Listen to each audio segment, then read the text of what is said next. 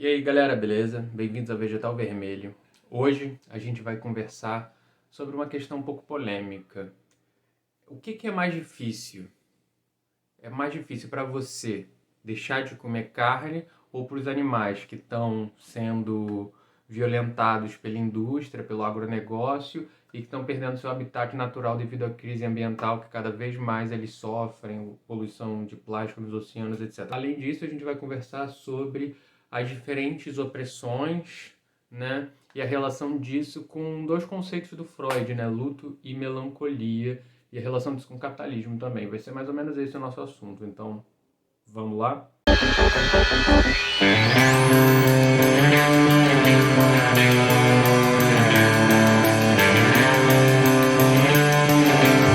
É a segunda vez que eu tô gravando, né? Teve problema no áudio anteriormente, tô um pouco irritado.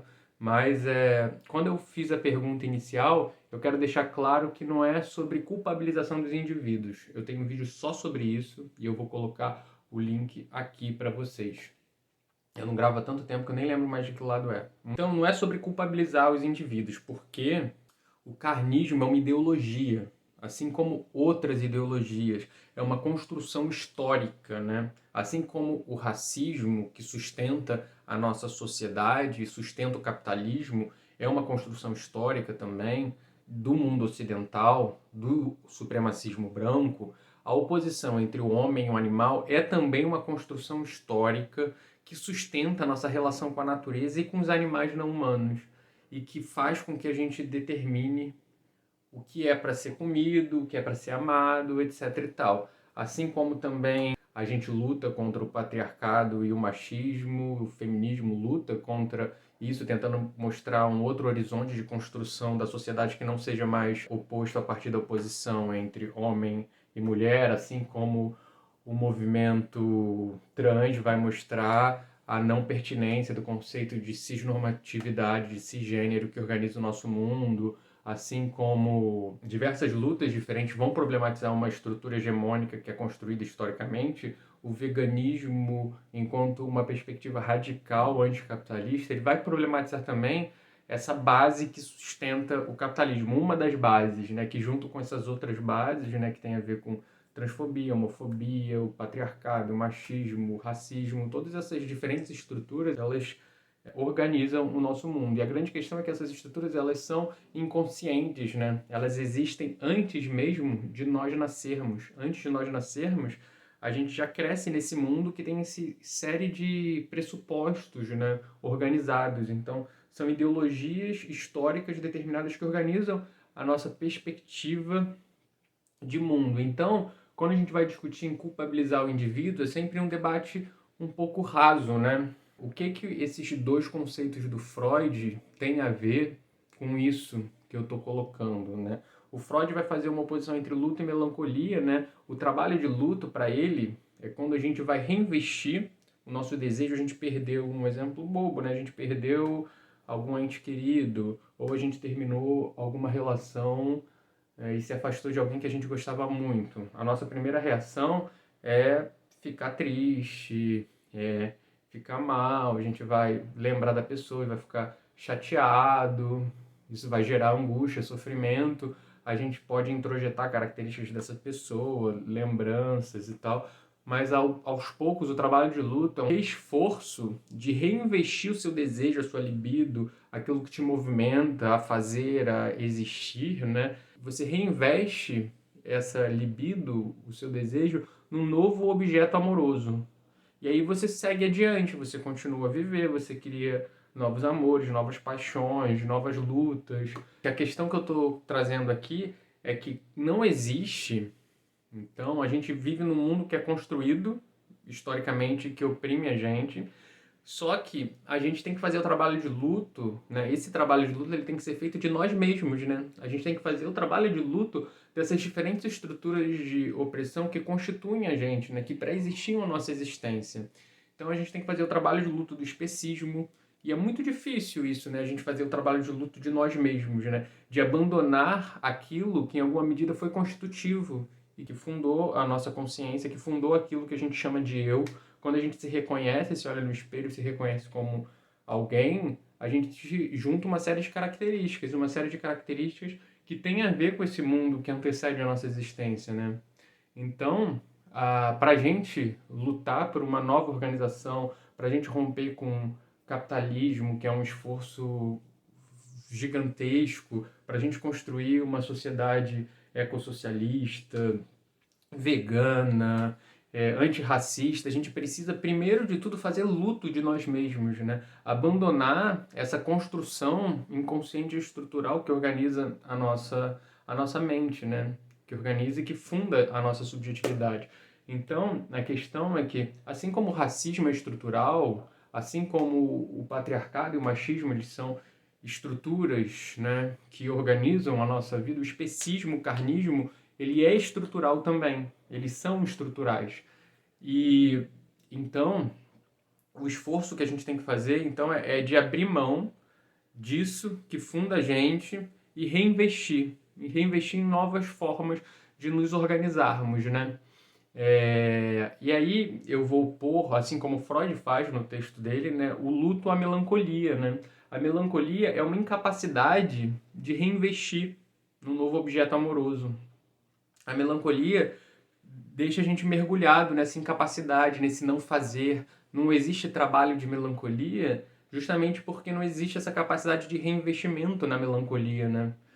E o luto é sempre trabalho, trabalho de luto.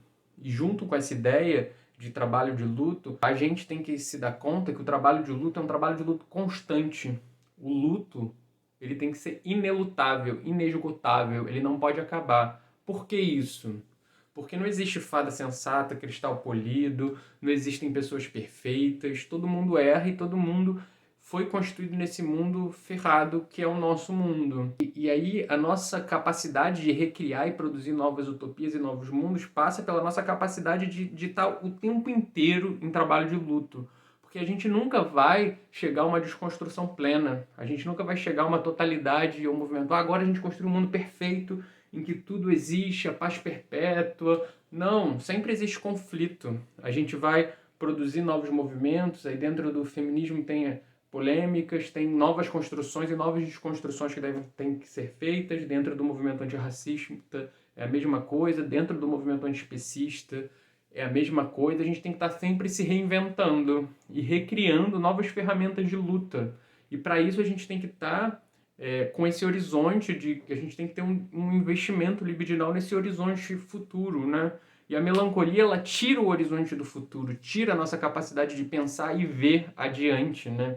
E essa melancolia, ela é absolutamente própria e constitutiva do capitalismo, né? Esse mundo que é o nosso, ele quer que a gente caia em melancolia e a gente se sinta incapaz. Incapaz de construir o novo, incapaz de ter um desejo forte por palavras como revolução, como transformação. A transformação no interior do capitalismo é sempre uma transformação do mesmo, né? A novidade é o iPhone 7, 8, 9, 10, 11, 12, 13, 14, os números vão se multiplicando, mas é sempre uma novidade no interior de uma própria lógica que mantém a gente preso ali, nesse fluxo contínuo. Então o capitalismo produz melancolia e a gente tem que estar constantemente fazendo o trabalho de luta de nós mesmos para a gente se reinvestir em novos mundos. E é isso. Eu tenho certeza que eu aqui agora eu reproduzo uma série de problemas, uma série de questões que eu espero que daqui a 1, 2, 3 anos eu não esteja mais reproduzindo. Assim como o meu eu daqui a 3 anos, 3 anos na frente, eu espero estar nesse movimento constante. E a gente sempre tem desvios, né? Eu acho que a gente tem que estar sempre capaz de se reinventar.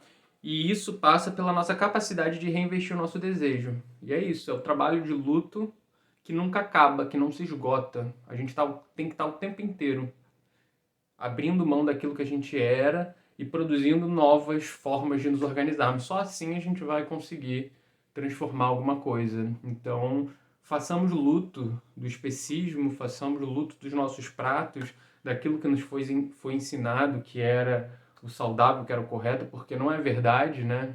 Não é verdade. Eu tô aqui saudável para mostrar para vocês e é isso. Eu acho que a outra vez que eu tinha gravado tinha ficado um pouco mais longo. tinha falado umas coisas a mais, mas acho que é isso.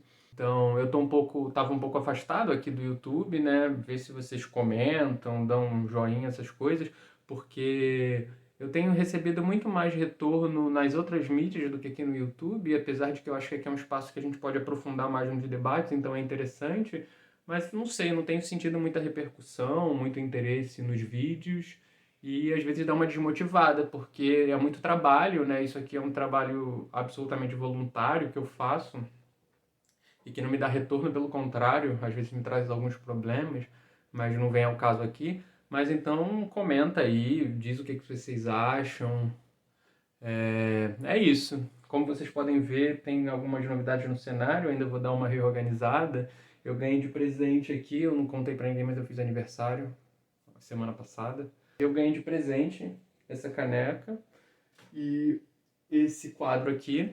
Então eu vou encerrar lendo com vocês o que está escrito ali no quadro, né? Considere veganismo popular, anticapitalista e interseccional. Valeu, obrigado pelo presente, Mariana. É isso aí. Valeu, galera.